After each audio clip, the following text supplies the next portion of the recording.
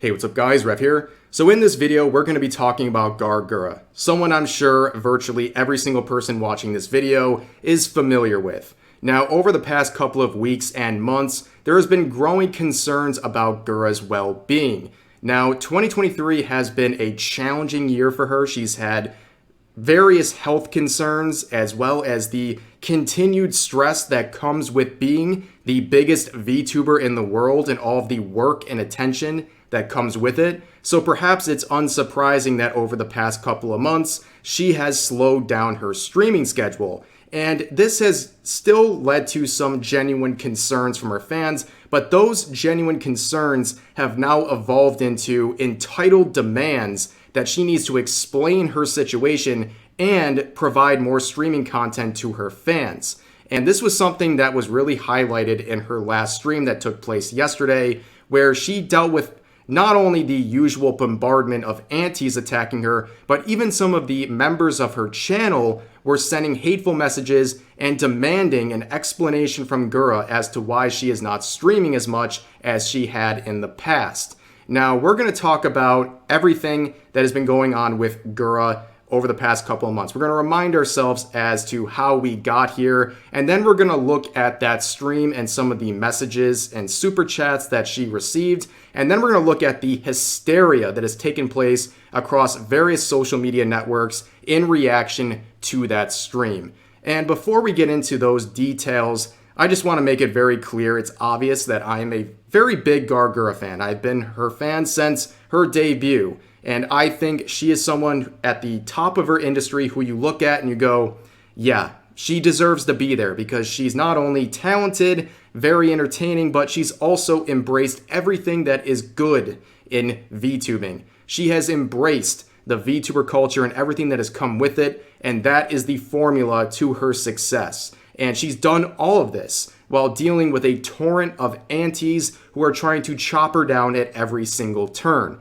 In an environment, especially with English-speaking viewers, where a VTuber can get canceled for retweeting the wrong type of lewd artwork, Gura is out here retweeting lewds of her lolly character, and know what? It comes to virtually no outrage. It is always a feast of the eyes when you look at her profile, like no pun intended. But you know what else will have you eating good? The sponsor of today's video.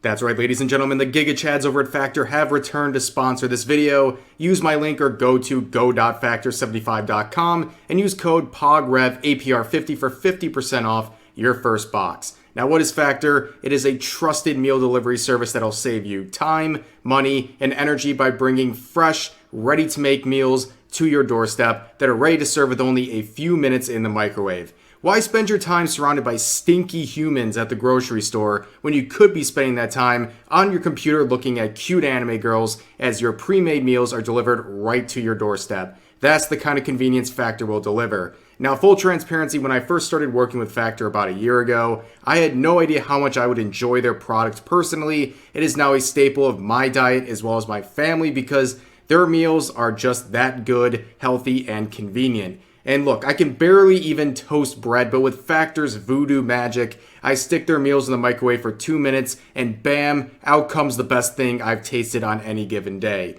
Again, use my link or go to go.factor75.com and use code POGREV APR50 for 50% off your first box. Once you click, my description will live update to count up the purchases. So every purchase made not only greatly supports this channel, but gives you guys access to a service that I know you'll enjoy. Thanks again to Factor for sponsoring this video. Now let's jump back into the content. Welcome back. So for the next couple of minutes, we're going to look at some of the key events going on with Gura over the past couple of months that have led to some of the concern about her well-being. Now, a lot of this started back in December when her streaming schedule began to slow down, and Gura finally, on December 16th, came out and said that she was dealing with some health issues and that she would be going to the doctors to get these things checked out. Well, you probably remember this message from December 21st, where Gura has an update in collaboration with hololive, where they say that Gura will be taking an indefinite hiatus from streaming until her health improves and she can stream at a more consistent rate. And I remember reading this message, we covered it in a video. This first line alone, and I was not the only one, this made my heart drop. when you see this kind of language about Gura, I thought something much worse was going to be following. Not to say her health problems weren't concerning, but some people were literally reading this first sentence and thought they were going to read something about graduation afterwards. But nonetheless, this made it clear that she was not doing very well with her health, so she was taking a hiatus until it got better. Now, I mention this not only to explain the timeline of events here, but also a lot of people have been suggesting that if she's having health issues currently, that taking a hiatus and announcing that publicly would silence a lot of the criticism and people who are angry with her, which I will point out that when she made this announcement back then, while it was largely supported, there were many people who were still upset and they felt entitled to more content and they didn't accept this break. They actually valued more entertainment over her health, which how can you consider yourself a fan of someone if you care more about being entertained than their health? But nonetheless, we move on to February 11th, almost 2 months later, where she made her return stream, which was a very successful stream. A lot of people were really looking forward to it. However, we all know that it's not just health concerns that lead to stress when you're someone like Gawr Gura in a position at the top of the industry. You get a lot of attention, including negative attention. In this case, less than a week after her return stream, she announced in collaboration with hololive a drop of her body pillow, the official body pillow celebrating 4 million subscribers. It was something that really got a lot of attention and a lot of support. It was something a lot of people were waiting for. However, this event was muddied down by something that she's faced all throughout her career, and that is aunties. There were hundreds, if not thousands of aunties coming out of the woodwork to call her once again a pedo over the design of this body pillow and accuse Cover Corp and hololive of selling literal CP and all of that stuff. And you know what? I mention this because I can't read Gura's mind, but I would imagine for someone who has been struggling with their health, they finally make a return to streaming, and then they come out shortly after with an exciting announcement like this, and it gets muddied down by aunties and people trying to demonize her and the product. And it leaves this bad taste in your mouth. It has to, right? And it's these external stresses that really add up. And there's one other related case that I think is worth mentioning. I would love to think that Gawr Gura is so above someone like Brittany Venti that she's like a fly that she doesn't even notice. But Brittany Venti has been coming out of the woodwork once again. She's paused accusing other people like Iron Mouse of things to once again resume her campaign attacking Gawr Gura. She shared this message on Twitter a few weeks ago, basically saying that her original hit piece on Gawr Gura from 2020, the Predator Problem video, has been taken down and hit with a community guidelines strike. And she has had that appeal rejected. And if you remember that video, it is something that I reacted to way back when. It was one of the most heavily disliked YouTube videos you'll see, where she accused Gawr Gura shortly after her debut of being literal pedo bait, and that her industry was surrounded by pedos and pedo sympathizers, and that her fans are nothing more than 40-year-old pedos looking to exploit the literal child that is Gawr Gura. And of course, I don't like the bending of the rules of anything, but some of the rules that they cite here I think are relevant. In the video, she shows literal toddler con to prove her point, and it wasn't even relevant to anything to do with Gura. And again, I don't like seeing anyone get strikes. I don't like seeing even my worst enemies or people I really dislike get strikes, because at the end of the day, I want everyone to be able to make content. But at the same rate, I'm not going to feel sorry for you in a situation like this where you made a hit piece on a completely innocent person and slandered their name and their company. I don't feel sorry for you at all. But I mention this because it's once again another stress coming up. She has been on Twitter trying to portray this as YouTube siding with predators, when in reality, it was a disgusting hit piece that anyone with a sense of self-awareness would be disgusted by, that they produced something as bad as that. But here we are at the stream that really matters. This was the stream that Gawr Gura made yesterday, and this led to a whole host of conversation on social media. So the issues with this stream began in the pre-stream chat, which is something a little different. There was a lot of comments making entitled responses, asking Gura for an explanation as to why she has slowed down her streaming schedule over the past couple of months. And this came from not only aunties, but from some of her supposed fans and channel members as well. So here's a few of them asking, Gura, explain please. The people have supported you for nearly 3 years, deserve to know what's going on. Communicate, Gura. Oh wow, look who's finally streaming, laughing my ass off. I guess she needs money. If Gura has any issues that prevent her from streaming, she could just tweet about it and inform us. It takes literally seconds.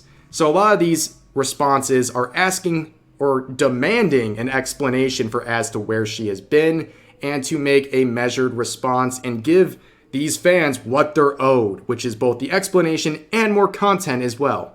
And I think these are a growing concern of entitled responses. Again, these people are a very small minority of Gura's community, but they're there and they're very noticeable and they definitely have a damper on the stream. It's obvious it impacted her because she was reading these things and eventually would close her pre-stream chat because she had no mods available to moderate what was going on. Number one, why does she have no mods? That is a very legitimate question, but it was something that happened and she had to close the chat to deal with it. And I think these entitled responses definitely have to be hurtful.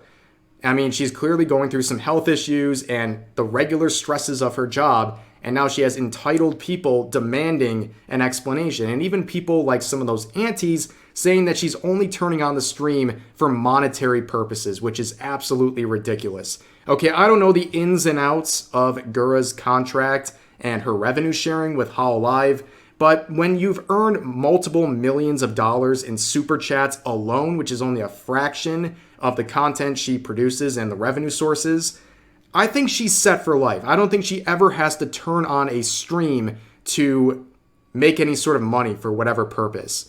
But nonetheless, things got bad enough that she had to turn off the pre-stream chat. Well, when we got into the stream itself, things did not slow down. She even had to pin some comments saying, "Little update, I'm doing what I can when I can. I don't know what my new normal is or will be in terms of frequency. I just hope we can have a good time when we are together." So she is giving a bit of an explanation here because she's obviously reading the chat and seeing all the things that people are saying and felt pressured into saying something, and a very reasonable one at that. There is no complacency here. A lot of people are blaming this on her success, that her success has made her complacent, that she feels like she doesn't have to stream as much.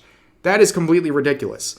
The problem with all of that is people look from the outside and only view her production of content through the number of streams she has, which is ridiculous. That is clearly only a fraction of all the work she is doing. We have no idea the lengths of the things she's doing behind the scenes, not only preparing for concerts and things like that, but there is a lot of content that she has to produce to fulfill her role in hololive. Her role that is quite literally the top VTuber in the world. It's not just her streams that she is producing for content. There's so much more that goes into it. But when the stream happened itself, the messages didn't stop. It continued from the pre-stream chat. It's all very entitled. This person donating $100 to say this super chat message saying, "Hey Gura, I'm not only going to mention this once, but I think the problem most people have with you isn't your streaming frequency, it's consistency. Saying one thing but doing another. I do want to see you grow as a creator and as an individual. It's why we chose to watch you." Which, again, completely entitled and delusional response, putting so much weight on the frequency of her streams without any regard for her health or her well-being. It's just, we want entertainment, we want production, don't care about the rest. And honestly, it's just sad. It's a sad state of affairs, and the reason I mention this whole arc, everything leading up until the stream from yesterday and then the fallout of the stream itself, is because I can't imagine these things are good for Gura, right? Imagine having health problems, right? You're already having a difficult time streaming in the first place. And then you finally get some rhythm going and you're hit with a bombardment of not just aunties making rude comments about you, but you have your own channel members and members of your community making super chats, demanding an explanation as to where you've been. And it makes the stream a lot less comfortable to watch. Like, seeing messages like this pop up is not enjoyable for anyone. And besides the fact they're unfair, it just derails the good time that people are trying to have in her stream. And really, again, the concern is not about whether she's not streaming enough. The concern is the reasons why, and if the added stress of her own community beginning to attack her in some cases, is that adding more fuel to the fire with Gura, and is it going to impact her desire to stream and interact with her community? Is it going to be the same as it's always been, or is it going to be just more stress added on? These are all questions that we can only speculate about, and that's really all there is to it. And I don't want to get into certain examples. I don't want to show attention to these, but across whether it's 4chan or some of the subreddits, there is a lot of hysteria following that stream. There's a lot of doom posting, people thinking this is the end, and the sign that bad things are coming, which I think, based on everything I've said, it's pretty obvious, I think is ridiculous, and it's only making things worse, right? And I've even seen some people bringing up her past life, which I can't refer to her old former career, and I don't really want to because it's not technically confirmed, so I don't want to get drone striked by Cover Corp for saying it. But some people are bringing up perceived health problems that she had in her past life that might be resurfacing now, and people are making all kinds of schizo posts about that. And I think that's completely out of line. The second you start talking about past lives, full stop. You're wrong for that, and it's just invasive and weird. But that is going to do it for this video. I appreciate you guys trudging through all this with me. I know it's a lot. It's a lot of personal opinion and things like that, so I really want to hear your opinions about this whole situation in the comments section down below. I hope you guys enjoyed the video, and I hope Gura the best. And yeah, I'll see you guys next time.